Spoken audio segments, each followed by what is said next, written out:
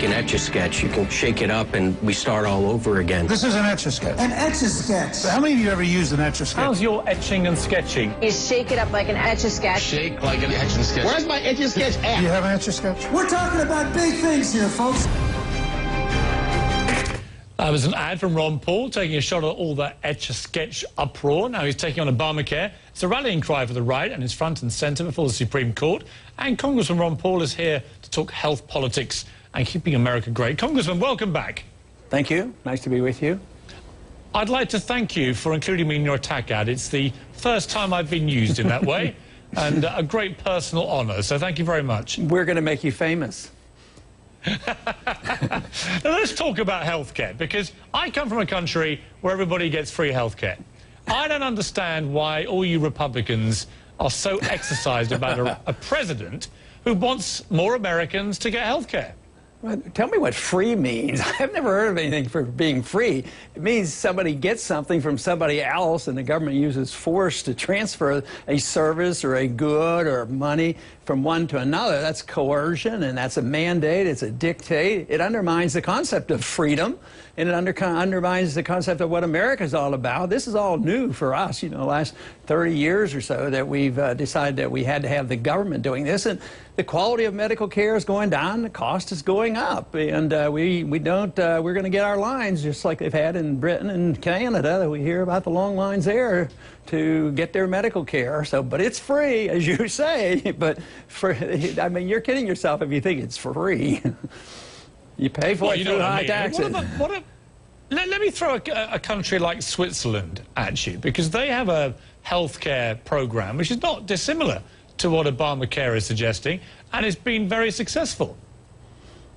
Well, we've had a very successful system here, too, before the government got involved. I don't know enough about Switzerland to critique it, but I would say that one thing they don't have to deal with, if you want to provide services, which might contradict my personal beliefs, you can't do it if you have these constant wars overseas and you consume the wealth. Switzerland doesn't like to go around and police the world and invade other countries, which means that they have a little bit more money and they might be able to maintain a little bit better. But because of the way we waste money, then it makes it more difficult.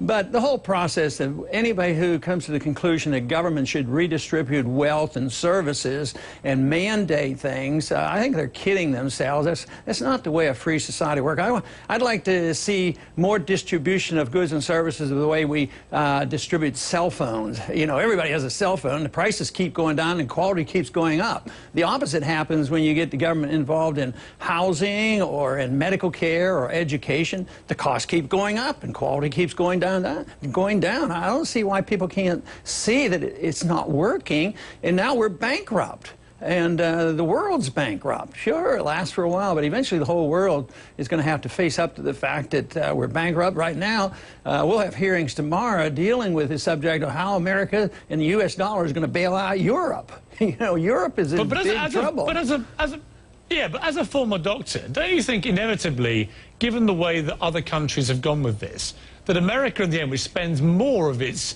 GDP than any other country, I think, on healthcare, isn't it inevitable that eventually it'll get to a system like car insurance where everybody will have it, they'll have to have it, it will be a form of mandate, but like car insurance, it's for your own good, and the system just has to be simplified and made to be more efficient.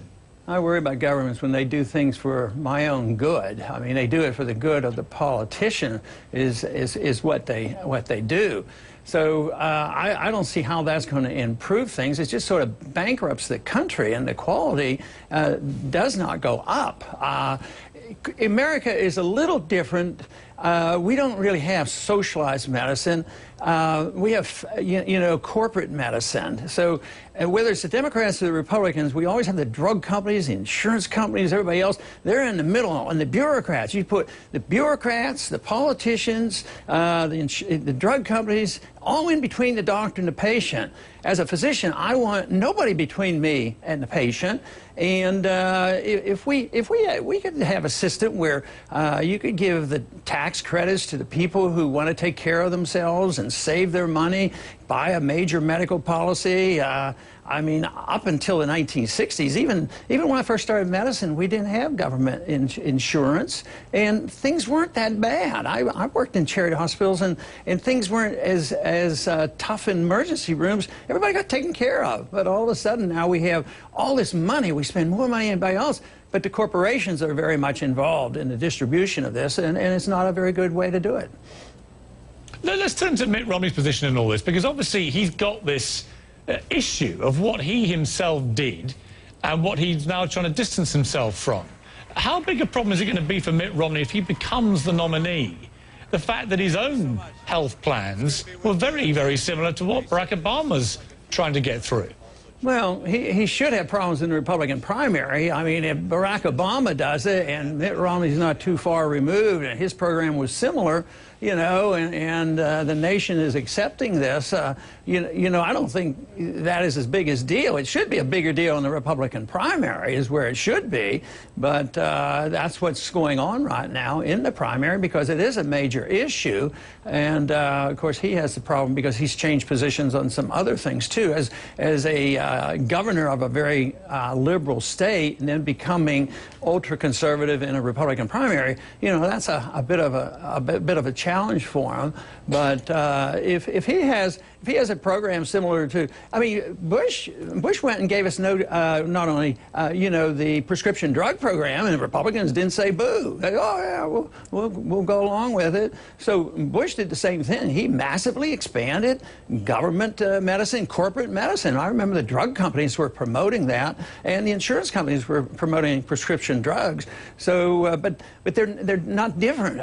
The Democrats and the Republicans both kowtow to the corporations in order to distribute and make money. Force everybody to buy insurance. I don't see the insurance companies screaming and hollering about they like the customers, but if there's a mandate and they have to provide a service, then they complain about it. And that's why governments don't work. You need freedom of choice, and you need markets. You need competition. You need to drive down prices. You need you don't need to have so many monopolies running a healthcare system. And well, talking of competition, let me put my own doctor hat on. If I was prescribing some medicine for you right now, Congressman, I think I would say the situation is looking pretty terminal for your race to be the GOP nominee. Why don't you just do the decent thing and pull out? Why are you staying in the race? Why don't you do the decent thing and not pester me with silly questions like that? Why? Because, I mean, that would be decent of you. No, that's silly. Hang on. The latest Gallup poll has you at 9%. Mitt Romney's at 39%. Wait. Now, why don't you... what you're looking for are delegates. And we're doing quite well. Wait, they haven't even hardly counted them yet. Well, let's see how well you're doing. Mitt Romney, 568 delegates. Ron Paul, 71.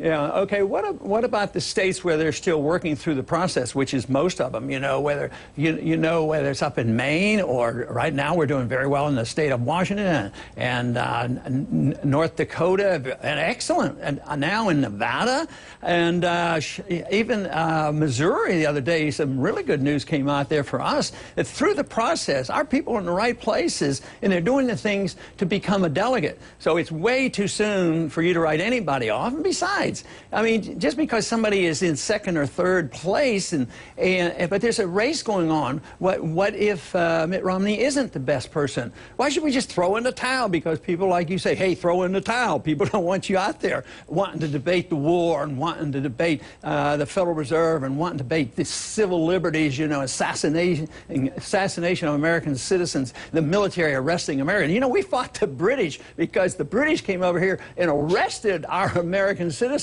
for civil laws. So now we are going back to that.